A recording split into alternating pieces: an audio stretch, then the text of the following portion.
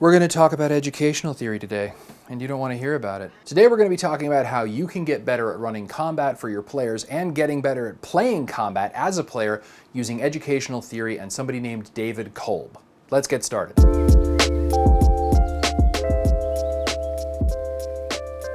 Hey everybody, I'm Joe, and welcome to Tabletop Theory, where we talk about how educational and counseling theory can help benefit you as a storyteller and as a player for RPGs. Right now my cat is like down here right off of camera and she won't leave me alone. Where'd you go? Yeah, see, come here. Ugh, you've seen Belle before. So what are we talking about today? We're talking about educational theory, specifically experiential education theory. Experiential, One of the most challenging things that a lot of people find in role-playing games is combat.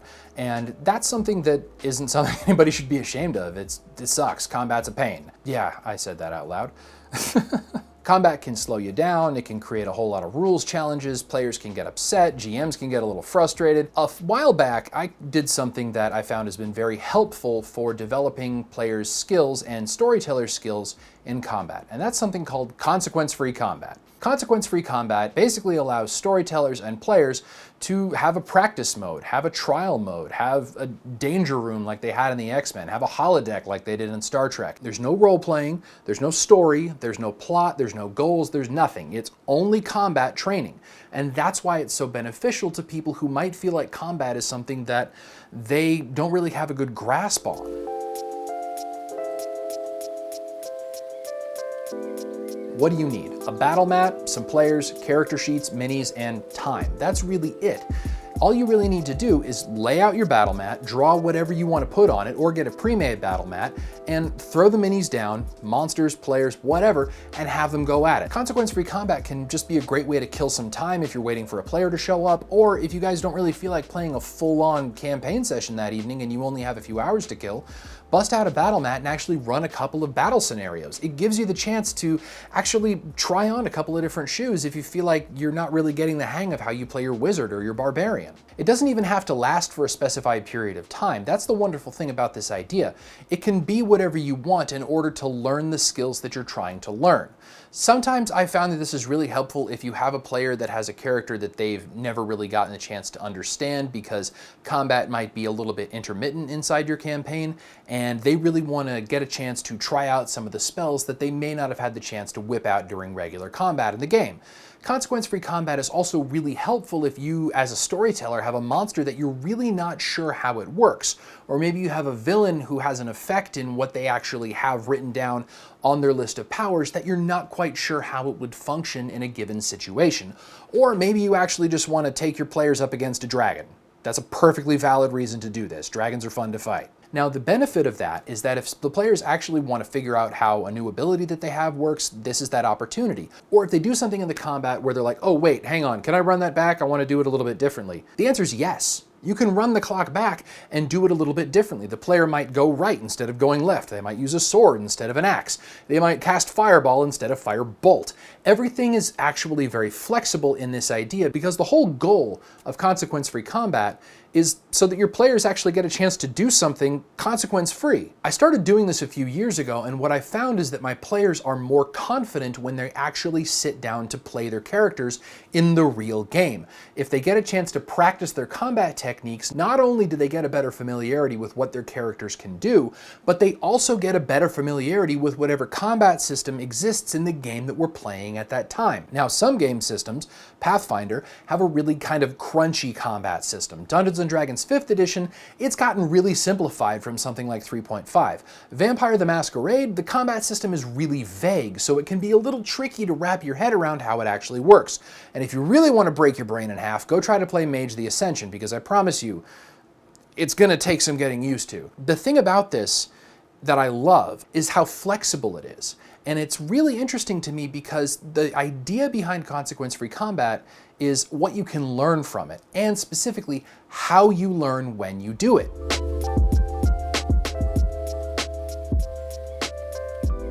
What I like about this is how it works, and more specifically how it helps your players and you gain confidence.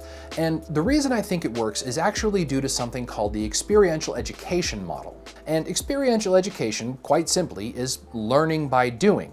Now, a lot of different people learn different ways, and some people learn by hearing, some people learn by reading, some people learn by actually touching, but experiential education kind of combines some of those things into a 4-step model. David Kolb developed this model in order to demonstrate how we as humans learn through experience. His model is responsible for helping us to understand how lived experience helps us actually develop skills and grow as people. I actually personally really love experiential education. I feel like it's a very valuable method of instruction for teaching a huge range of skills. The method itself works off of a bit of a cycle. It works off of a 4-step process that starts with a step called concrete experience, then moves on to a step called reflective observation, and then to abstract conceptualization, and finally to active experimentation, before the cycle repeats itself with the new information. So let me break down those 4 steps piece by piece to help you understand a little bit how this cycle works and how it applies to something like consequence-free combat. We're going to have a conversation about Habit the Barbarian. Habit comes across a skeleton during a dungeon delve, and Habit hits the skeleton with her sword.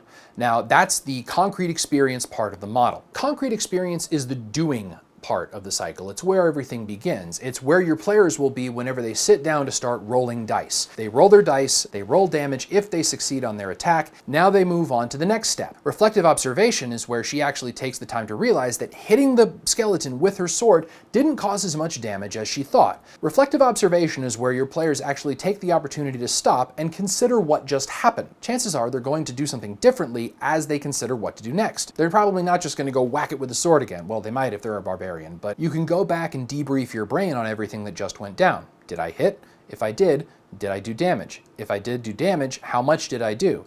Is there a better way that I could go about this next time? Is a sword the best way to proceed, or do I need to choose a different weapon or method of attack? And that's where the abstract conceptualization aspect comes in. What could I do differently next time to achieve the goal that I wanted of destroying the skeleton? You've used the reflection period to actually think about how things could be done differently, but the abstract conceptualization phase is where you actually start to learn from what you just thought about. This step represents thinking. You've already had the experience and you've taken the time to reflect on it, and now you're actually thinking about how it could go differently if you did something differently the next time. She might think that she needs to use something different to actually attack. Now, she doesn't necessarily have a bludgeoning weapon, so what does she do? She might pick up a femur bone of another skeleton and attack the skeleton that she wants to kill with a part of another skeleton. Fun fact, hitting a bad guy with the body of another bad guy is a pro tip way to play a barbarian. And having that thought and actually trying to come up with a new approach to a problem is where active experimentation, the 4th phase, occurs.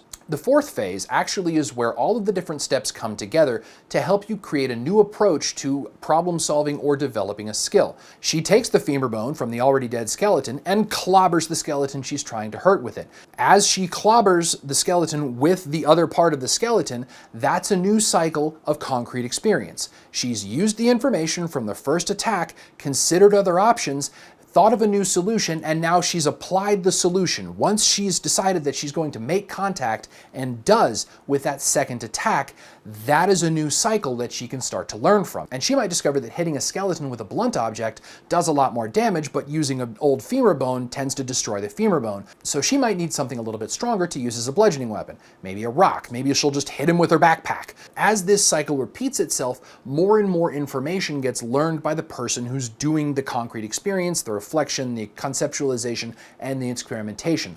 All of those things rotate together again and again and again to build up skills.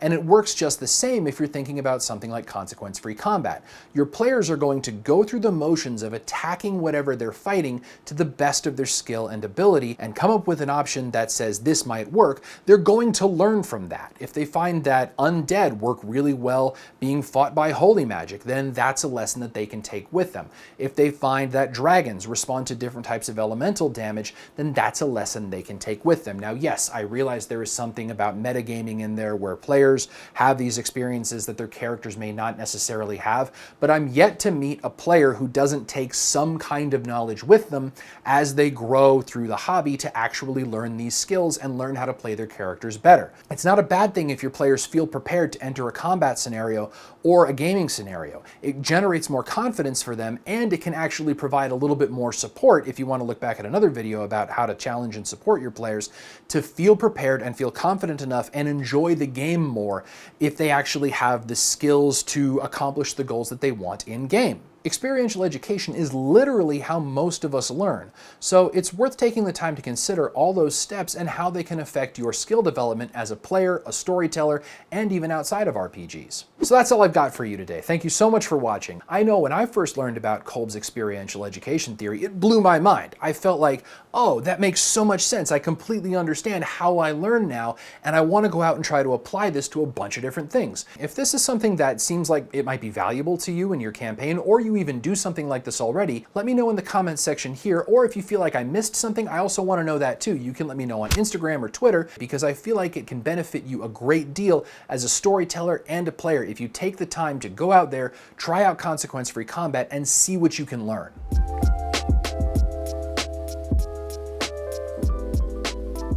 Today I want to issue you a challenge.